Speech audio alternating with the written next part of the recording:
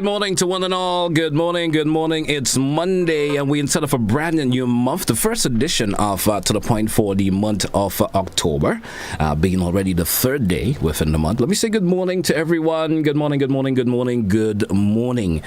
Wherever you're listening, let me say good morning to you. Wherever you're viewing, good morning to you. Hope all is well with you. Hope you had a great weekend, I would say. And certainly was all good for you. What you did over the weekend that may have stimulated you so much this morning that you're just saying to yourself, what a lovely, lovely day it is today. You could not have waited for Monday to come its way. And it's here. So let me say once again, hi, hello to our viewers via GBN TV. Yes, I've just seen you folks popping up there via GBN TV. Let me say good morning. Those of you via social media platform, let me say good morning to you also. Facebook, to be precise. Don't forget to share the live once you're chiming, and you log on to Facebook this morning and you pop into Good Morning Grenada via GBN's, of course, web page, per se, Facebook page. I want to say good morning to you and share the live. As usual on a Monday, we do have Mr. Sylvan McIntyre chiming in with us, and he's already here. He's not seated as yet, so we'll be getting into get him in shortly, sitting down with us on our usual Monday chit chat where we talk about, of course, issues pertaining to hazard, disasters, and just preparing yourself just in case. We saw what happened around the Caribbean and the latter part of the week, of course, in the U.S. and what it was like. So we, of course, would like to get our mind, of course, in tune, just in case hazards or disaster happen to pop in on us. And suddenly Sylvan will be joining us shortly. So let's take a short break within this segment, get Sylvan all strapped in, and we get back to you with To The Point for today. Stay with us here. We're coming right back, folks. Don't you dare touch your dial.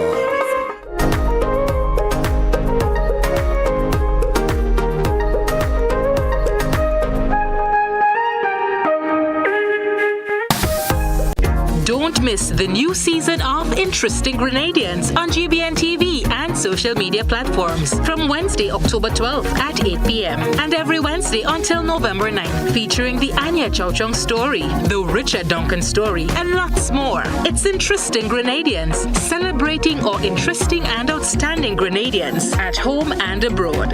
Wednesdays at 8 p.m. on GBN, beginning October 12th. You won't want to miss it.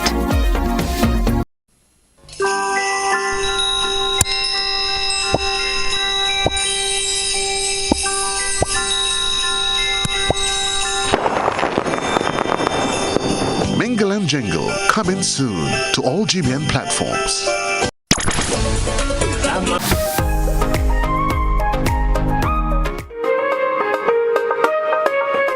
Hey folks, we're back with you this morning. It's To The Point, looking at 5 minutes after the hour this morning, and we do have Mr. Sylvan McIntyre chiming with us this morning. Sylvan, good morning. How you doing, sir? Good morning. Good morning to you, GT, and good morning again to our listeners, or followers, or viewers, wherever you are. It's really a wonderful day. Mm-hmm. You mentioned the rainfall this morning, which is an added welcome, something from the Almighty. Something about when rain falls, I like it. I like it too. I do a lot of farming as well. So I was happy that we had the weather. On top of all of this, I think coming over, we had a wonderful weekend as well. And I can say I had some payment over the weekend for doing this program. You had some payment? Yeah. You know what's my payment? I met a couple on the Grand Dance Beach on Saturday morning, and one of the ladies said, "Good program, Mr. McIntyre. We'll listen to you.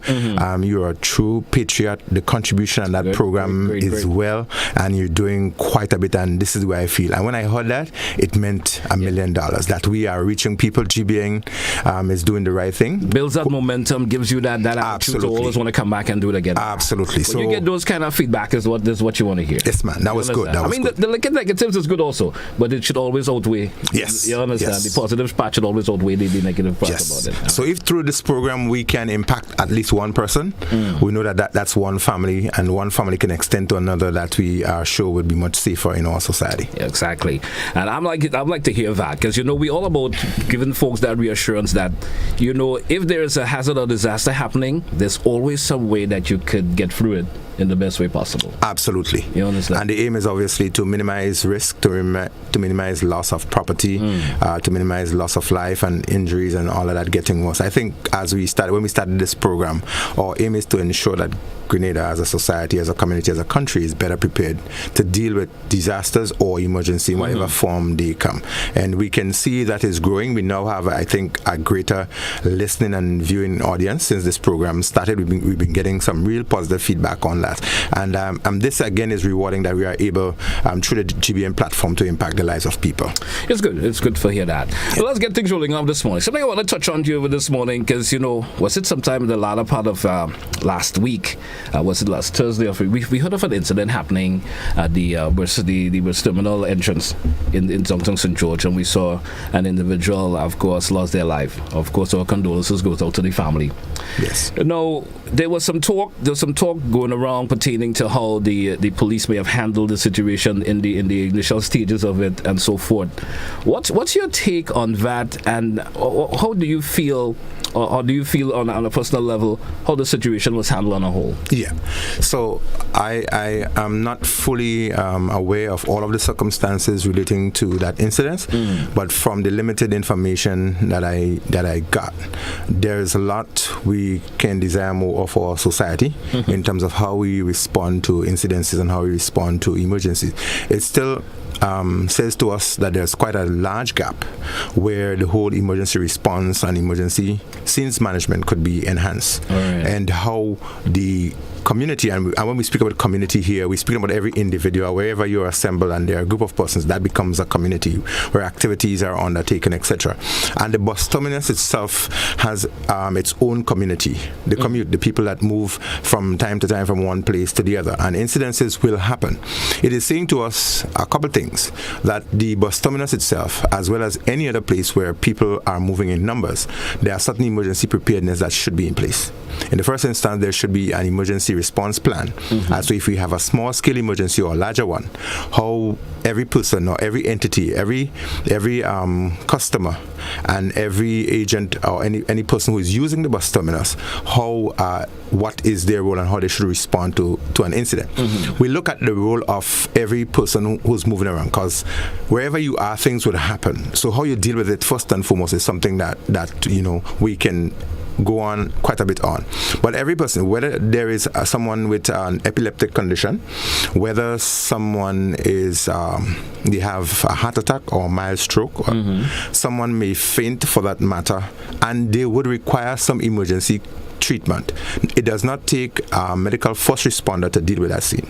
It doesn't even take just the police to deal with that. We did speak about that at length last week. Of course, we did. We did speak about that at length last week, pertaining to how that first response that you get, and you always said, you did actually mention that the nurses and doctors and so forth, they are the second responders. Correct. You understand? Correct. And before I actually speak to the point that you are, and forgive me for going around this a bit, I will not lose it.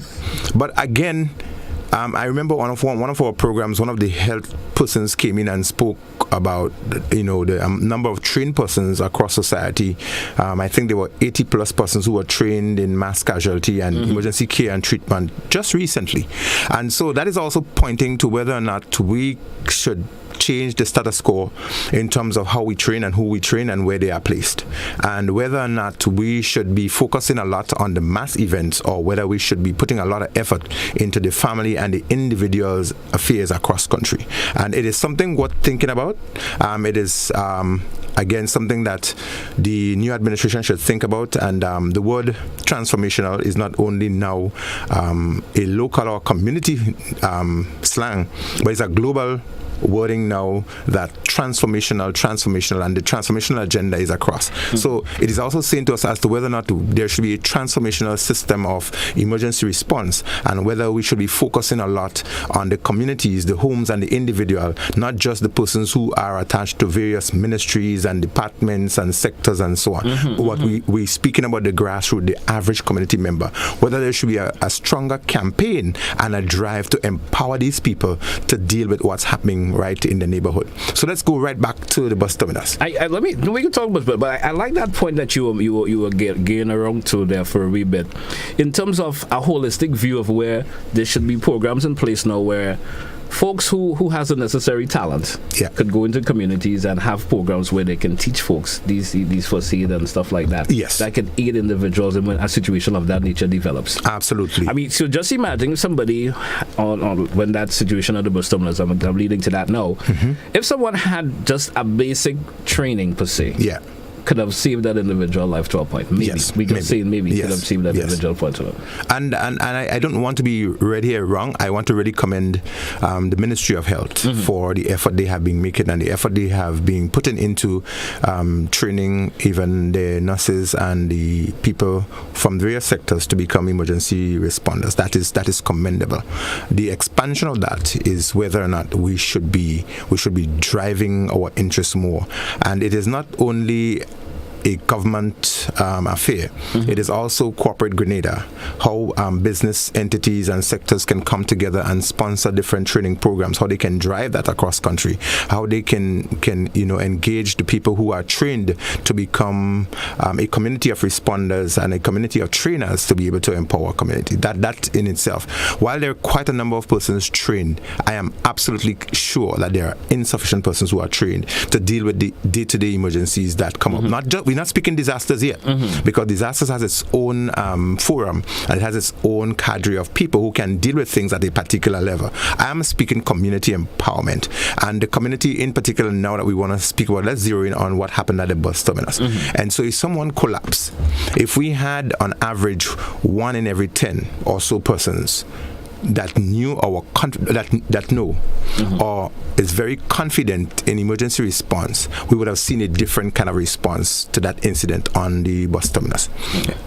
One of the things that always happen when somebody collapses, people would converge, which is in itself a disadvantage to what may have happened. In the first instance, you pollute the environment because a person may have a respiratory problem, and once you're having respiratory difficulty, what you want to have is a free breathing space. So once people converge in numbers, you're going to limit that. So that's one of the first things. So somebody has to be there to take charge, to say, please back off a bit, please create some space, let us release the restriction of the tight clothing, etc. on whatever condition. Once somebody has collapsed, the first thing you want to look at is the airway, breathing, circulation, whether or not you have some challenge. And the first thing you want to do is to ensure that the area is clear off for the things that can damage or create further injury. And the other thing is that you want to ensure that the air quality is of such. You may need to clear the contamination. Yes, please. You may need to either move the person to that area or move people away so that the area could be cleared.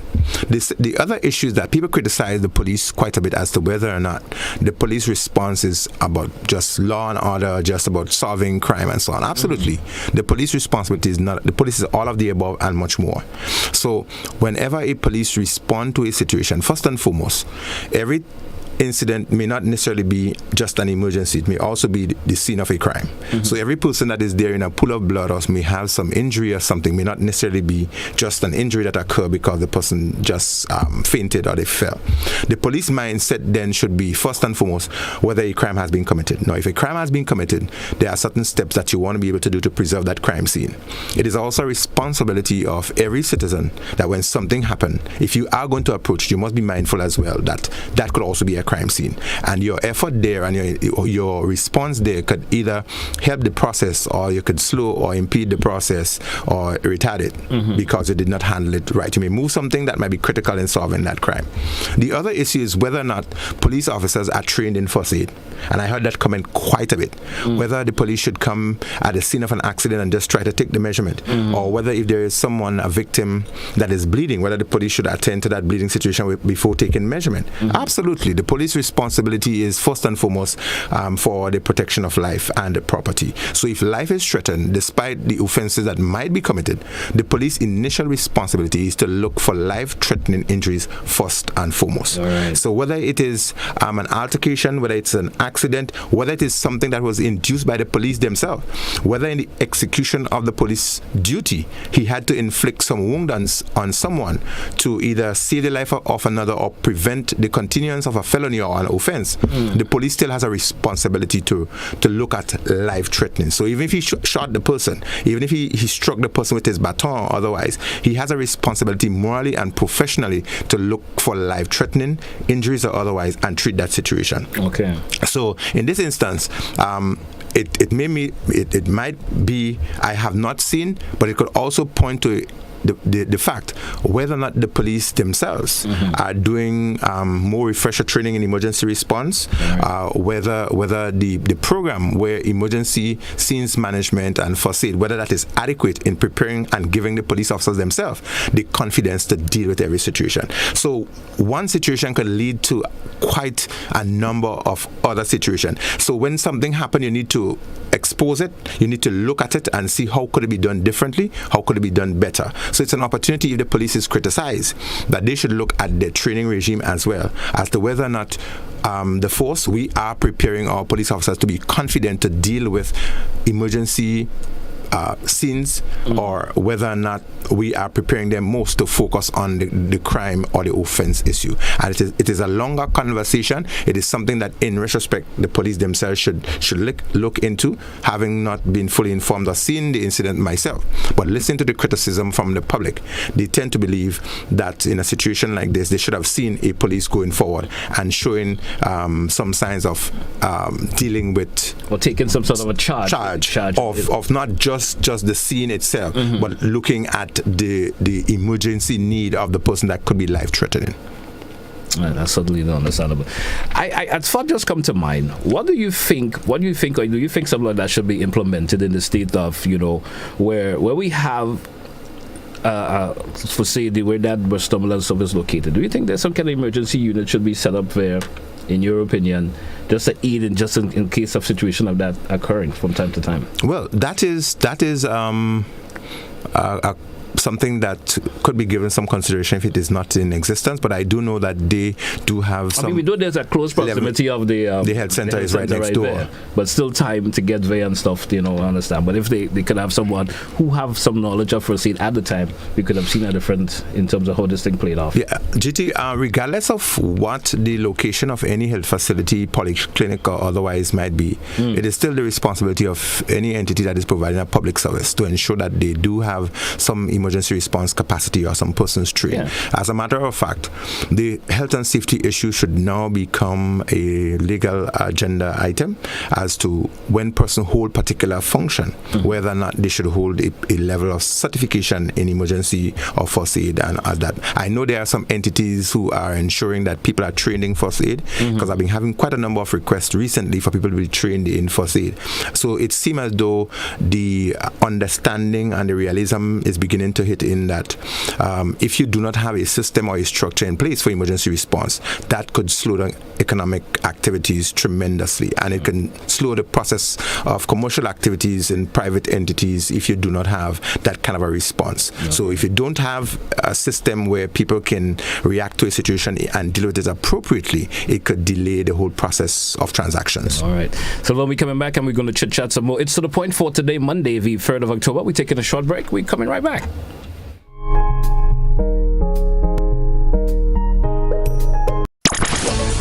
I'm a winner.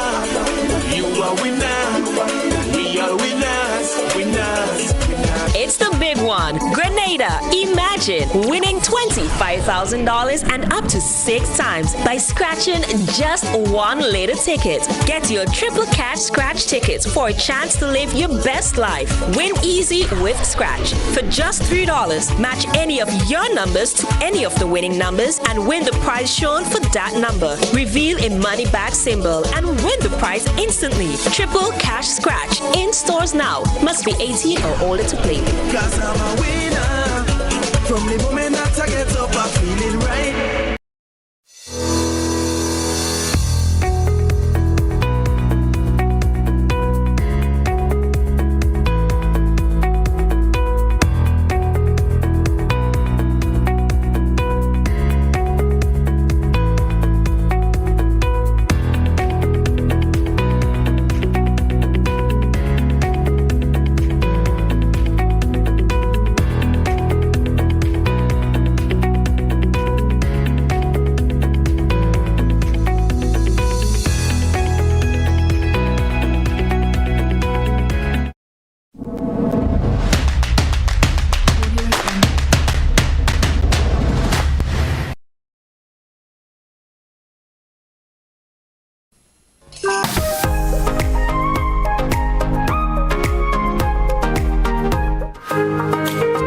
welcome back once again to our viewers and listeners this morning to the point for today, Monday the 3rd. And you know what happens on a Monday here. If it's your first time tuning in on a Monday, we take the time to talk about emergency situations, whether it's from a natural disaster or something happening in your community that range on the issue of emergency or disaster per se.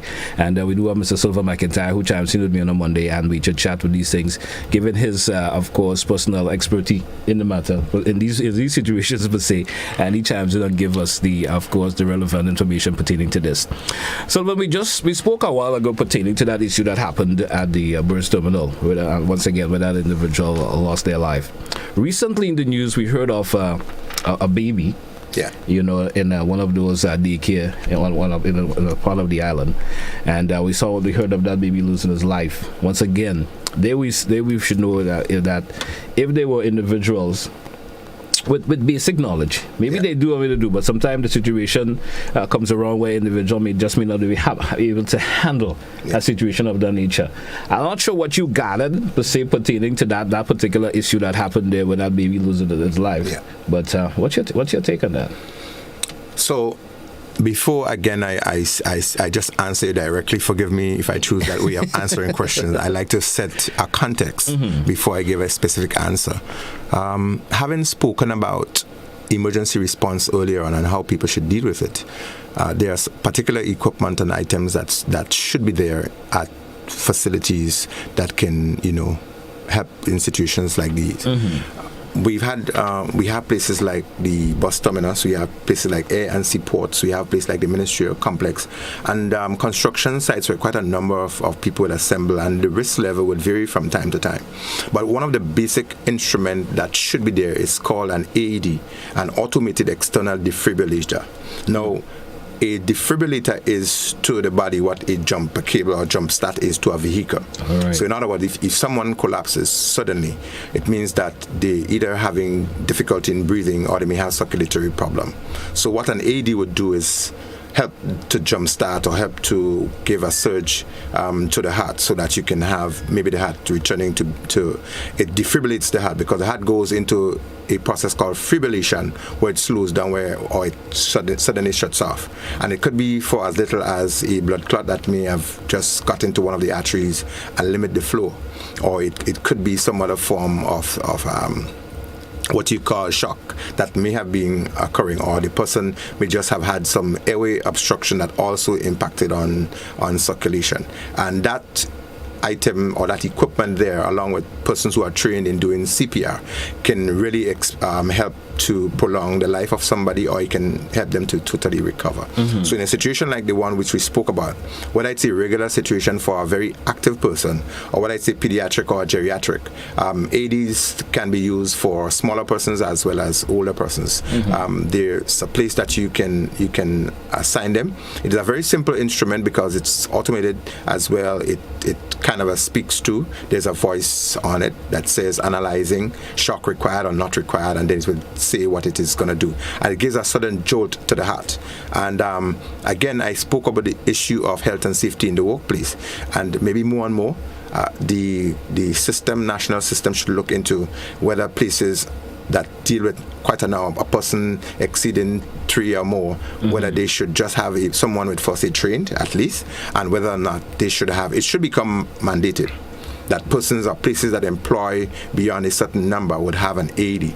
Because a situation where we saw that person collapse, an assessment had to be conducted to figure whether the person was breathing, whether there was circulation, or whether there was a pulse or otherwise. And if in the absence of that, if we saw someone came out with an AED and did a jolt, and it may not always be successful, but at least we saw some effort in trying to recover that person. Because even if a person have a mild stroke or a mild heart attack, remember I said when we started this program that the initial intervention or attention, it is critical to what happens downstream. So if that person may have had a blocked artery for some reason, maybe the coronary by some level of cholesterol or otherwise, that got blocked up. Now, if that person received some CPR or they had an AED, that process could have been alleviated. By that time, a health professional may have arrived, or the person could have gotten to hospital, and very likely their life could have been saved. So it is really, really critical for us to reassess what we do have in places where quite a number of people traverse or they assemble.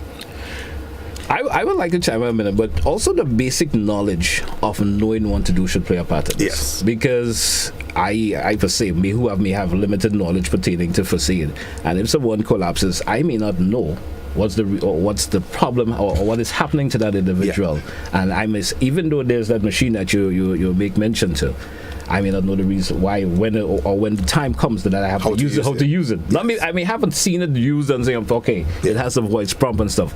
But how could I tell? How could the individuals tell? I wonder if you get me my drift where I'm going along. Yes, I get you. How can an individual tell, well, this person is having a heart attack or a mild stroke or something, and I need to use this machine or do this to help? Yes. It may not always be because individual not having the proper knowledge and knowing, well, this is what the individual is experiencing. There's loss of their passage for breathing is blocked or whatever.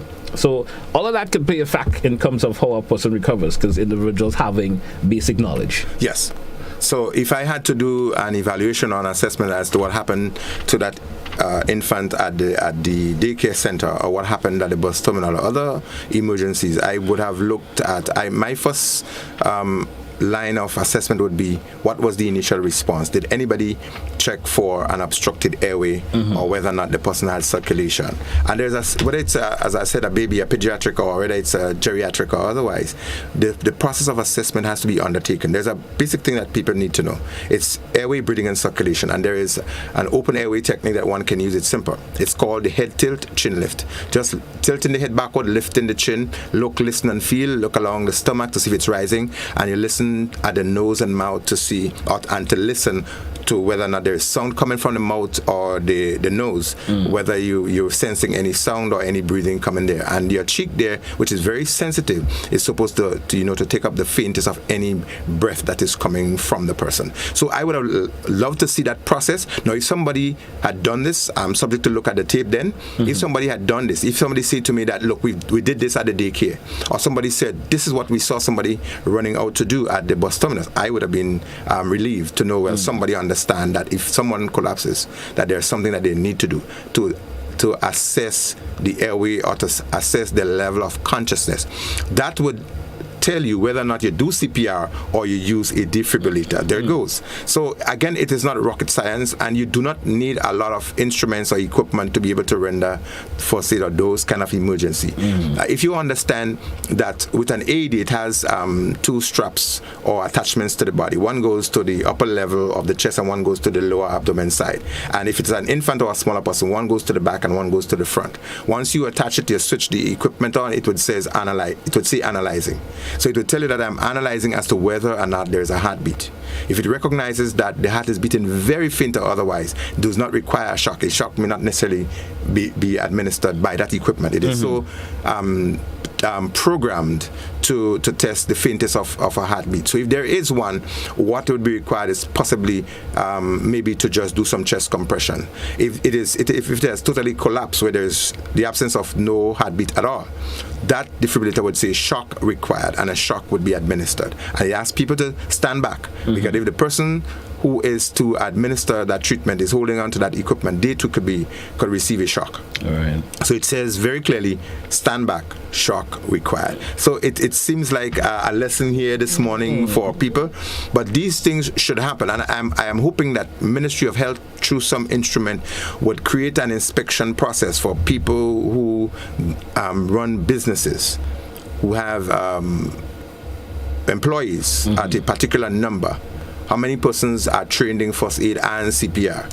And is there a defibrillator that is attached or assigned? I know there are some places that have them. I've seen them myself, but there should be more places, and it should become more institutionalized. It should become more of a community-related thing. More people should become aware of its uses and how to use it, and that is critical. Yeah. As we go back specifically to that incident, where my understanding again is that there was some indication from the report, I did hear that from a seconder, so please do not take it as gospel, that there was some fluid in the lungs, and there seemed to have been some indication of maybe some trauma. Maybe the child may have fallen or may have knocked somewhere. Again, this is not to be taken as official, but this is what I did. But whatever the case, the postmortem or the autopsy report would show exactly what was the cause of death. But from my analysis of the situation, I would have tried to find out whether or not the persons tried to have resuscitated that toddler, whether or not some process of rescue breath was given, or whether or not they attempted to do some CPR. The other inquiry I would ask, whether or not that center has anyone who is trained in first aid. And I was speaking to a group of persons just over the weekend who coincidentally was part of a daycare as well. And they asked me, again, maybe that situation may have triggered them to make sure that their staff is up on par, because they had done some training in first aid and CPR before. Now, that raised some concern for them as to whether or not their staff should be refreshed, and they thought it was a necessity. So they called me, and I went in, did some training with them, and they explained to me some incidences that may have happened, and they did say that they did apply certain techniques that were taught to them before, and it proved to be useful. Right. And in this case, again, whether or not an inquiry, I think there might be some inquiry undergoing or not, but to have a situation where somebody was asphyxiated, meaning that they had difficulty in breathing or they died as a result of not being able to breathe, that would raise some concern. And as to whether or not the lungs got some level of fluid, it points to a number of things. Was an injury inflicted that had a puncture where fluid ended up in the lung, or whether the process of trying to breathe, that moisture was induced or got into the lung. Now, once that happened, that moisture or fluid, it's a foreign element to the lung, so the lungs would react to that. If you have solid entering the lung itself, the alveoli and the bronchioles themselves, they would become blocked because they cannot function. That solid would push the pressure of air and so out of the system, and so that person will die eventually because fluid and so is not supposed to be in the lung. So that person definitely will be asphyxiated and they will die as a consequence. So when someone has a situation, whether it's a toddler or an adult, the whole process of the assessment, what may have happened, how the person breathed. We've had instances where people become they have convulsive seizure, or they have an asthma attack. And a lot of people don't understand what they should do. But when somebody has a convulsive seizure, they would pull on things, they would let out some energy, and they would move around and sometimes pull on stuff. Other people that have asthma attack, especially the chronic situations where they're gasping or hyperventilating, and so they would pull on things. Now, if they're lying in their bed and there's no one to assist them there, they can pull pillows and sheets. If they're down, face down or otherwise, they can pull these things onto themselves, and they could become asphyxiated.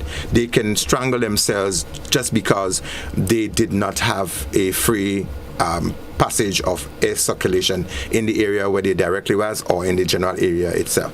So these simple things, if you have someone who's diagnosed with asthma or someone who is diagnosed with epilepsy and so on, there has to be a continuous process of monitoring, even at nights and so forth. There has to be always this consciousness that these persons can fall and damage themselves, or they can pull on things that can strangle them and cause them to suffocate. And that goes also for even toddlers. Toddlers, by just being a toddler, will pull on things naturally, and they would pull on things like beads, coins, skin up seeds, and all these things. These are incidents that I've heard about where the people choke on them. And speaking about choking, it's another application. How do we deal with a toddler or someone who is choking? And there are also simple techniques that you don't necessarily immediately just need to wait on the hospital and ambulance. A tap at the upper back and so forth, middle of the back, not necessarily through the spine, but just to one of the ends of it, the corners of the middle of the back. You give some back blows, turning the person face down. That can help. It's just a matter of restricting there, or not restricting, but opening that air flow. Oh, yes. And if you can do some chest thrust, the heel of the hand, you can push upward just around the sternum, the xiphoid process, just where the rib cage is joined there, where the area that you call the diaphragm. If you do a pressure upward, it can help push that force and can get that block out as quickly as possible. But some people, they would panic and they may just not know what to do, and they may just be calling on the hospital. When you see these things occurring, one of the signs that is likely to occur when someone is choking or they're suffering or they're not breathing properly, the air lobes may become darker, or the lips may become like bluish gray. Once one notices that is happening, it means that the person has a lack of oxygen. That process of the blueness, grayishness is called cyanosis. It means that definitely there's a lack of oxygen or circulation. So you would see people, they say that their color is turning different. There are two reasons. One, if a person is becoming really pale and faint, it means that circulation is limited, the blood is not flowing properly. And if you realize that aspects of the body is becoming darker, it means that one, they can have an internal injury that is bleeding on the inside, or two, it depends on where it is happening, that there's a lack of oxygen in the system. All right, interesting there. We due for another break. Let's take it and we come back with much more for you here on To The Point for today, Monday. We're coming right back. Stay with us.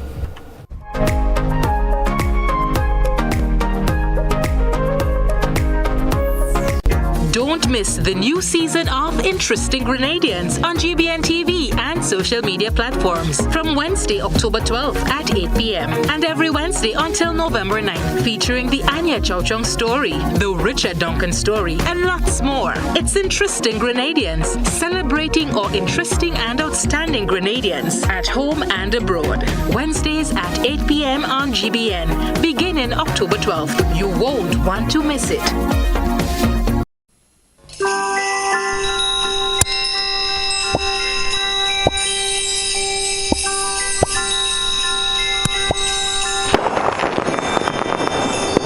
Mingle and Jingle, coming soon to all GBN platforms.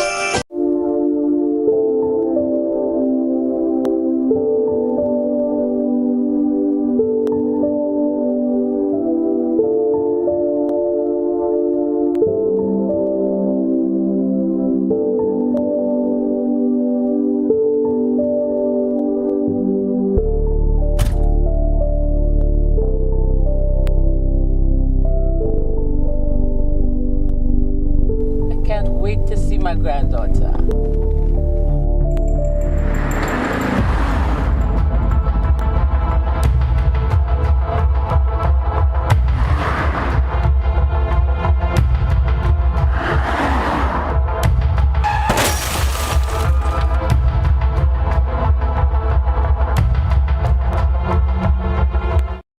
It is important to know what your road signs and markings means. The zigzag lines means you should not park in the marked area. Parking is allowed inside the solid white lines on the edge of the road. Remember, look out for pedestrians. Pedestrians, be sure the vehicle comes to a complete stop before crossing. These tips can save your life. These tips can make our roads safer for all users. Be safe, be seen, be smart. A message from the Traffic Department of the Royal Grenada Police Force.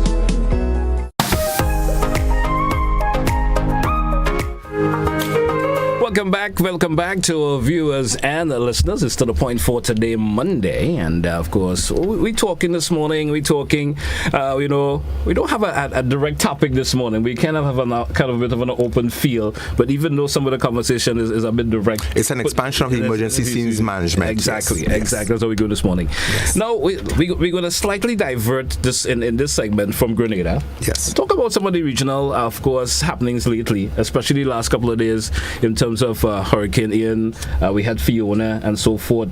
We saw, of course, some islands of the Caribbean almost had like Jamaica, and so didn't get that full direct hit from them, but we saw some of the emergency situations that happened there. Yeah. I mean, in your ways of summarizing how these things could have affected if Grenada was in that particular situation per se. Yes. So Grenada, once again, let us continue on our fundamental trend of being God-fearing, and we've been praying all the time, and we are always asked to pray that Grenada is spared. So far, we almost peak in terms of the amount of tropical systems that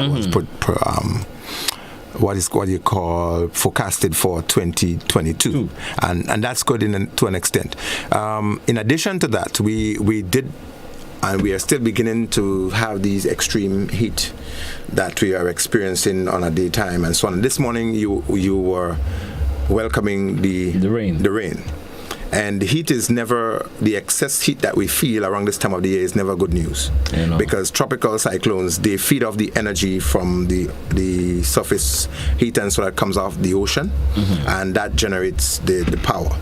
The other side of that is that when we feel that sense of heat and you get a warm, coldish air coming across, that could be like an old person's way of analyzing that there is something that's happening in the tropics, that tropical cyclones are beginning to form. And I use this as part of my indicators as well, apart from the direct meteorological information. So sometimes there are some natural ways you can tell within the atmosphere that things are happening. Yeah, the sun is hot, so something is unfair. You know? Especially around this time of the year. Yes. I mean, like yesterday, the heat was unfair yesterday. You understand? Good. And then we saw what it felt like this morning getting the rain. You understand? So what happens when our areas are not directly threatened is that because we are within there's a zone, the Atlantic and the tropics and so forth, of which Grenada is a part of, we have not had any direct impact this year, God bless, and fingers crossed we're going to go through this season again, God bless, that we don't have any direct impact.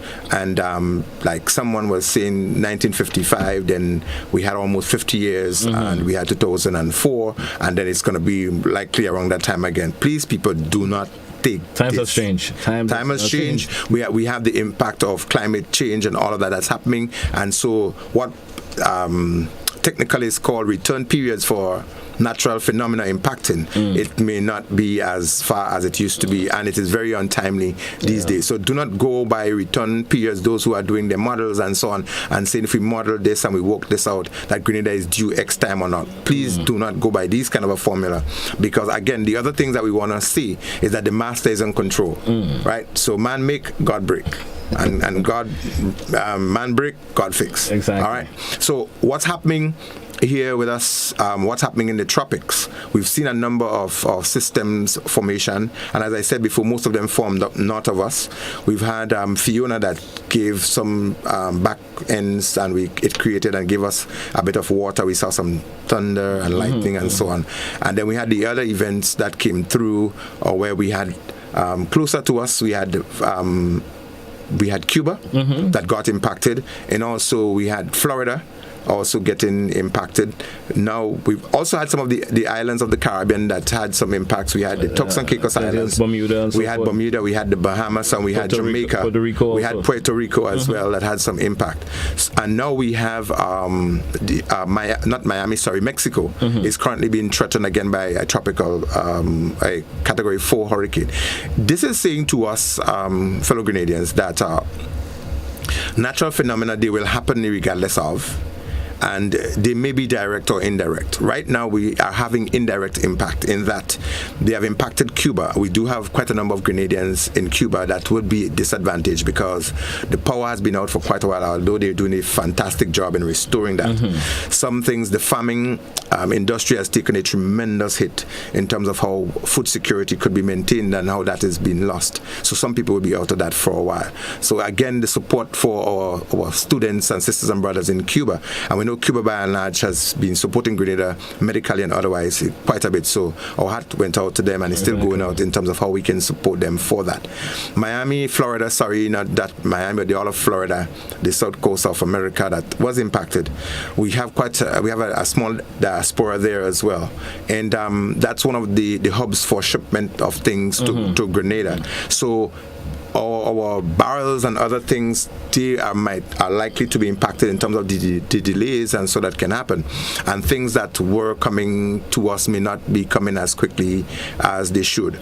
Now, I am mentioning these aspects that have been impacted because we may not be required directly to dip into our coffers to send money to those states, or we may not be sending other relief assistance to them, but we are looking at the other end of it, how we could be disadvantaged because of the things that might not be able to come to us as frequently as they were happening in the past. So that's the kind of impact.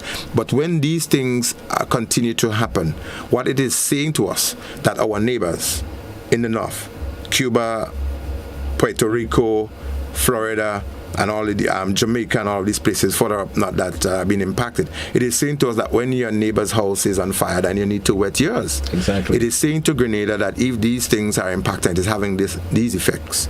How could we do and how could we make our own preparedness measures here in Grenada better? What mechanisms do we have here of lending and coordinating support to those who are in need?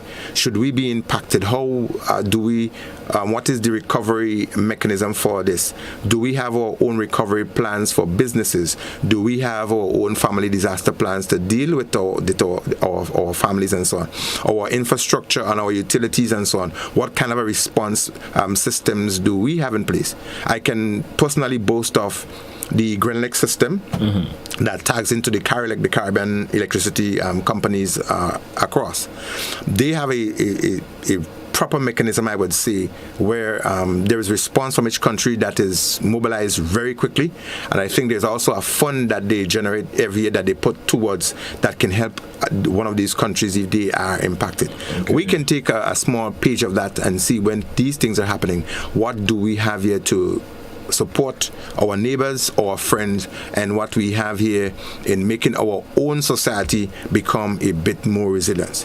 I spoke about my concern for the housing stock and the way people still continue to build houses and whether or not there is an engineering inspection. And the other question is whether our physical planning and development unit or entity or agency, whether they are well resourced to continue the inspection process to ensure that people are building to the particular code that is designed for us here in Grenada and the Caribbean, or whether we are allowing people, because of the boom in construction, we are allowing people to build so rapidly that they're not building proper structures. Yes. And if that is not enforced sufficiently, this could have very negative consequences on the economy.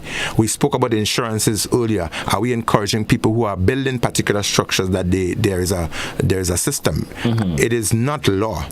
I am subject to correction for people to have home owner's insurance. It is your call basically, or it's a requirement if you need to have a loan that you have the facility insured.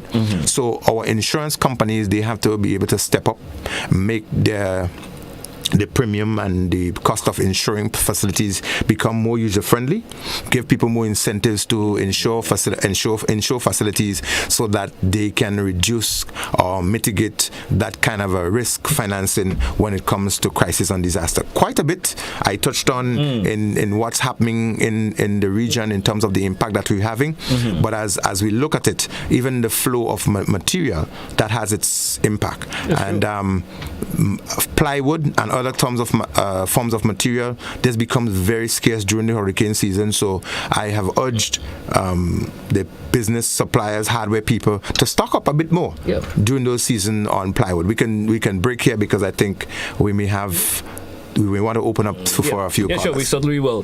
So, of course, this is what we, like to introduce callers, listeners out there who would like to probably have a question or two you want to throw to, of course, Mr. McIntyre.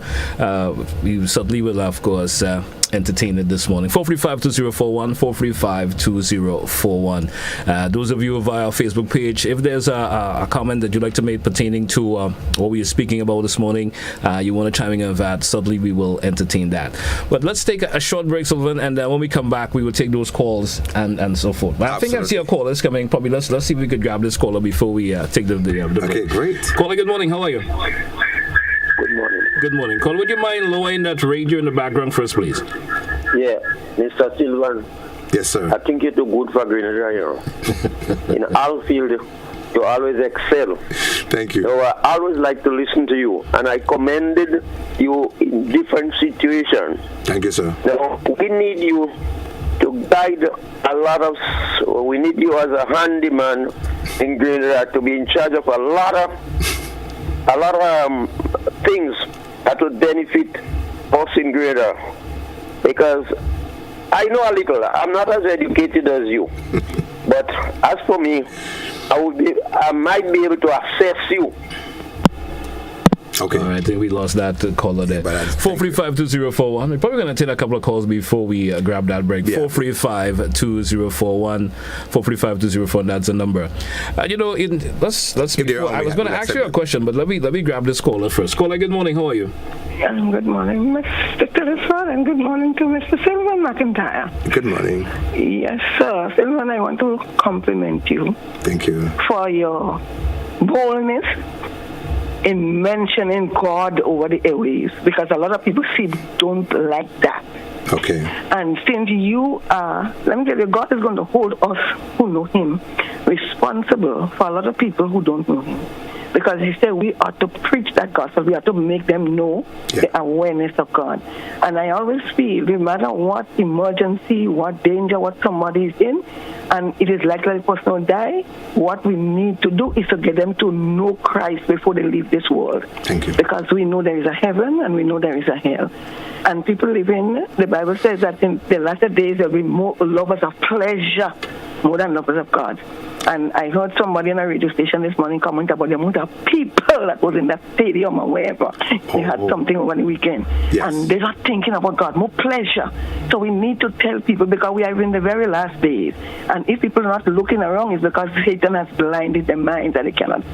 So congratulations, and continue to lift up God and put Him in the hearts and minds of people by mentioning His name. Thank you. Thank you, caller. Thank you so much for your contribution this morning. 435-2041. I think we just continue to have the phone line open and accommodate the calls, because I think they are coming pretty quickly this time. Good morning to you, caller. How are you? Yeah, good morning to you, GT, and morning to Sylvan, if you don't mind me. My friend, Go right ahead, man. Yeah, I'm very encouraged at the continuing effort. And I also want to congratulate or commend GBN for making the effort, because this is something I've been calling for the longest while. And also they seem to be even dealing with the issue of climate change tonight. Fortunately, I will have the privilege to be one of the guests on the issue of climate change. Very nice. But Sylvan, you mentioned you went ahead of me in terms of mentioning about the building stock and so on. This is something I'm very, very concerned about, because people are building on slopes. I was thinking this morning, and normally I sort of reflect on something systematically on a daily basis, and I was thinking about the problem of landslides. Yes. That we are in for real suffering, real pain and suffering because of what people are doing. They are building on slope, they are cutting down to plant stuff. We really need to bring some order in this place. And if we just get a little extra rain than we normally would, we're in trouble, big trouble. So I'm glad that you're helping to open up the airways for people to really become cognizant that we need to be responsible. One thing is that I think, and I read it somewhere, that everyone has a responsibility to ensure the saving of life. So whether you're in the bus terminal or so on something, you are expected to contribute to the saving of life. It doesn't mean rushing and trying to pick up the person, but you have to think about, where do I come in this, in helping to preserve the life? And this is what we need to teach in schools and in institutions and so on. Unfortunately, most people in whether it's business or government have no clue what is their role or what are their roles, and we need to do that. I'm very encouraged that we are really beginning the conversation, because to me that is more important than talking about GDP and all this nonsense. The Prime Minister made a statement. There's a statement attributed to him, which I think I really want to commend him. Again, it goes right in line with what I've been saying. I can't quote it exactly, but in a sense, he said, it requires all of us to really come together sincerely, because we cannot achieve anything alone. And if we had to protect ourselves, I'm not quoting him here now, but it's the spirit in which he said the statement, I'm continuing. We need to work together, and if we really had to make sense on the international stage that we are part of. So I'm very, very excited that at least the message is getting home, but we need to be consistent. We need to, and one final thing: a lot of people have been trained, but only theoretically. There's no practical practical stuff. So people been training first aid and we training this and that, and then a lot of them leave. Not only from here. I'll give you one example and I'm finished. There's a woman from Dominica. I got into that Colombia training program, 10-week training program. But no sooner after she's finished, she's going to take up residence in the States. See the problem we have? Yes. All right. Yes, thanks a lot. Thank you, caller, for your contribution this morning. Thank you so much. Thank you, caller. Caller always gives some great contributions as always in terms of what he says. 435-2041, 435-2041. That's the number you can call, folks, to be part up to the point. We just have a few more minutes left of us this morning, so before we take a wrap for today. Yeah. And certainly the conversation this morning, it leaped and bounded around. Before we started, of course, things that happened locally. We leapt into regional and of course, some international countries. But as always, interesting in terms of folks knowing that their first reaction could always make it better for everyone in the long run. And thank you.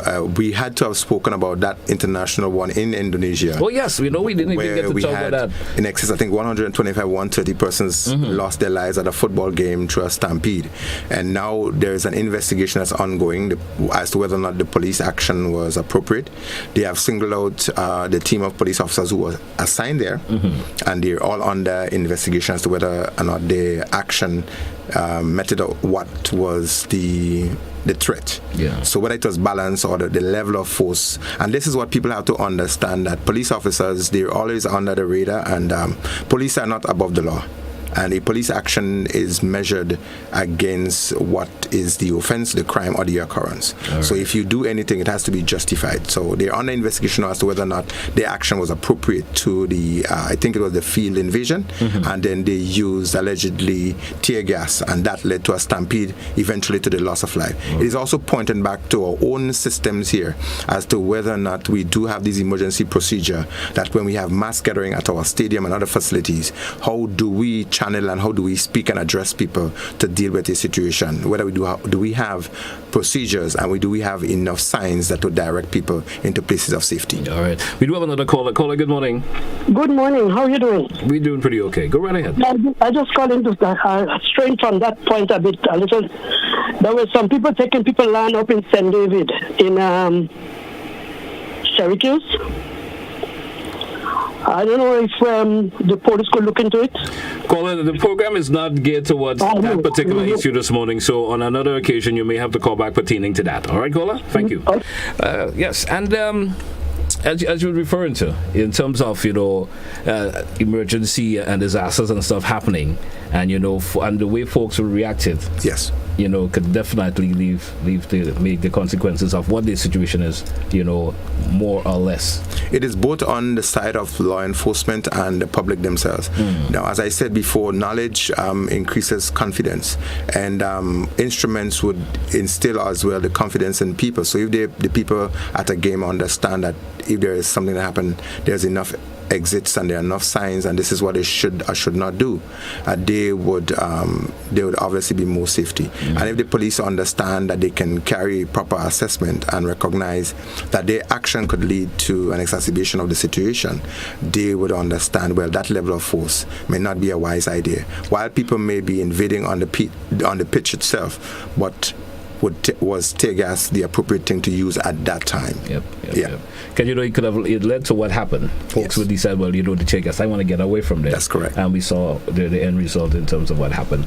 We do have a caller. Let's take this caller. Maybe our final caller for the. We lost that caller there. So then I think we're looking at straight up 10 a.m. already. Time flies. Any final comments you want to make before we take a wrap this morning? Once I have an opportunity, I would make comments. It is very important, regardless of what size of employees or the levels of movement we have from place to place. It's important that every organization, every instrument, and every place of movement do have emergency procedure. Particularly when we deal with public, where we have mass commute. There should be a system and a structure.